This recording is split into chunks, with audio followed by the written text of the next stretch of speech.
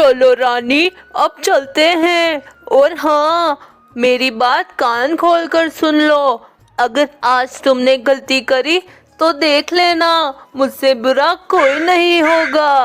हाँ हाँ कालू जी, आप बिल्कुल भी चिंता मत करो, मैं कोई गड़बड़ नहीं करूँगी। अब कालू जी जल्दी करो, वरना ऐसा ना हो कि हम जब तक जाएं उससे पहले मिट्ठू महाराज सब पक्षियों को गिफ्ट देकर चले जाएं।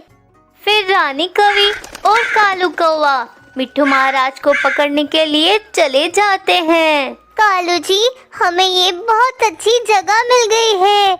अब हम यहीं बैठकर मिट्ठू महाराज के आने का इंतजार करते हैं। जब मिट्ठू महाराज आएंगे तब उन्हें हम रस्सी से बांध देंगे। तब तक हम लोग यहीं पर इंतजार करते हैं उनका। फिर रानी कवि और कालू कौवा वहीं बैठकर मिट्ठू महाराज के आने का इंतजार कर रहे होते हैं। चलो उल्लू सैनिक, अब रात हो गई है। चलो जल्दी से पक्षियों के पास चलो, हमें अभी तक बहुत सारे गिफ्ट देने बाकी है। फिर मिट्ठू महाराज अपनी कद्दू की टैक्सी में सारे गिफ्ट रखकर जंगल की तरफ चले जाते हैं। कुछ देर के बाद अब मिट्ठू महाराज जंगल में अपनी टैक्सी लेकर आ जाते हैं और वहीं कालू कौवा और रानी कवि एक पेड़ के पीछे बैठकर सब कुछ देख रहे होते हैं। फिर रानी कवि और कालू कौवा मिट्ठू महाराज को देखकर उनके पास आ जाते हैं। अरे रानी कवि और कालू कौवे, तुम लोग यहाँ पर क्या कर रहे हो? अरे मिट्ठू महाराज, हम यहाँ पर क्या कर रहे हैं उससे आपको क्या लेना देना? पहले आप बताओ कि आप हर न्यू ईयर की रात सब पक्षियों को गिफ्ट देते हैं, लेकिन आप हमेशा मुझे गिफ्ट क्यों नहीं देते? अरे अरे मूर्ख कालू जी, अभी ये सब बातें करने का टाइम नहीं है। जल्दी से मिट्ठू महाराज को बंदी बना लो, कहीं ऐसा ना हो कि ये वहाँ से चले जाए। फिर रानी कवि और कालू कौवा मिट्ठू महाराज और उसके उल्लू सैनिक को बंदी बना लेते हैं। अरे रानी कवि और कालू कौवे, ये तुमने बिल्कुल भी अच्छा नहीं किया है। तुमने इस जंगल के महाराज को पेड़ से बांध दिया है। तुम्हें इसकी सजा पता नहीं है। आज की रात न्यू ईयर की रात है, मुझे जंगल के पक्षियों को गिफ्ट भी देने हैं। सारे जंगल के पक्षी मेरा ही इंतजार कर रहे होंगे। कालू कौवे, मुझे जल्द से खोलो। अगर तुम मुझे यही खोल दोगे तो मैं तुम्हें सजा नहीं दूंगा। नहीं मिट्ठू महाराज, अब आपकी रस्सी नहीं खुलेगी। अब देखो, हम आपके ये सारे गिफ्ट लेकर यहाँ से चले जाएंगे। फिर रानी कवि और कालू कौवा एक गुफा में जाकर छुप जाते हैं। अरे अरे, ये पक्षी तो हमारी गिफ्ट से भरी गाड़ी लेकर भाग गए। अब हम बाकी के पक्षियों को क्या गिफ्ट देंगे? फिर उल्लू सैनिक जंगल में जोर जोर से आवाज लगाता है। वहीं जंगल के पक्षी मिट्ठू महाराज के आने का कब से इंतजार कर रहे थे।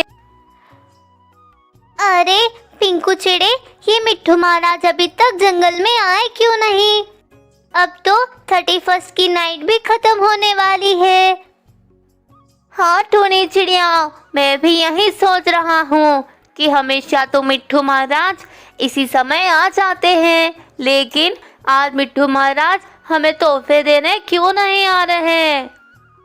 तभी टूनी चिड़िया को उल्लू सैनिक की आवाज सुनाई देती है। अरे ये आवाज कैसी है? लगता है किसी पक्षी को मदद चाहिए। चलो जल्दी से जाकर उसकी मदद करती हूँ। टूनी चिड़िया उस पक्षी की तलाश में चली जाती है। अब तो सुबह भी हो गई थी। टूनी चिड़िया उड़ते हुए जा रही होती है कि तभी उसकी नजर पेड़ से बंधे हुए मिट्ठू महाराज पर पड़ती है। टूनी चिड़िया फौरन से मिट्ठू महाराज के पास जाती है। अरे मिट्ठू महाराज, आपको ये पेड़ से किसने बांध दिया?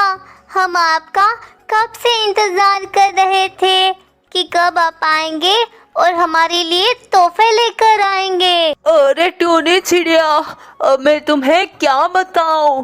कल रात जब मैं और उल्लू सैनिक जंगल में तुम्हें तोहफे देने आ रहे थे, तभी कालू कौवे और रानी कौवी ने हमारा रास्ता रोक लिया और हमें बंदी बनाकर हमारे सारे गिफ्ट चोरी कर आए।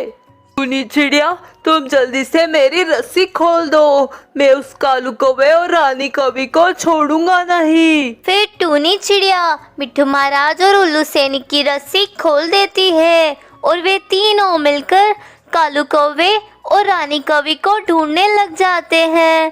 फिर वे तीनों उड़ते हुए जा रहे होते हैं कि उनकी नजर मिट्ठू महाराज की टैक्सी पर पड़ती है। फिर वे तीनों कालू कौवे और रानी कौवे को ढूंढते ढूंढते उस गुफा के अंदर चले जाते हैं। अरे कालू कौवे, ये तुमने बिल्कुल भी अच्छा नहीं किया। कल रात तुमने मिट्ठू महाराज को क्यों बंदी बना लिया था? अरे टूनी चिड़िया, मिट्ठू महाराज हर साल बाकी के सभी पक्षियों को गिफ्ट देते हैं, लेकिन वे हमेशा मुझे गिफ्ट क्यों नहीं देते? इस वजह से मैंने गुस्सा होकर मिट्ठू महाराज को बंदी बना लिया और उनके सारे गिफ्ट चोरी कर लिए। अरे मूर्ख कालू कौवे, मैं हर साल अच्छे और सच्चे पक्षियों को ही गिफ्ट देता हूँ और तुम तो इस जंगल के सबसे खराब पक्षी हो, इसलिए मैं तुम दोनों को गिफ्ट नहीं देता हूँ।